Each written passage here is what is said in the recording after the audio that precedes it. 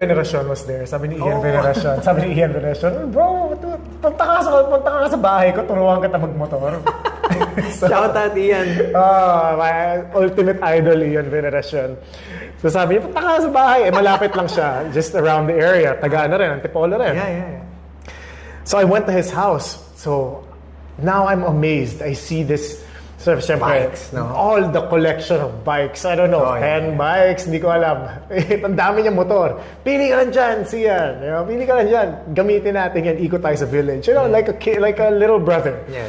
Big brother teaching a little brother how to ride a bike. So I got his scrambler. So, scrambler pa, pinano niya sa akin. Sige, ikot tayo sa subdivision. He's leading the way. His boys were in the... no, kaming dalawa lang pala to.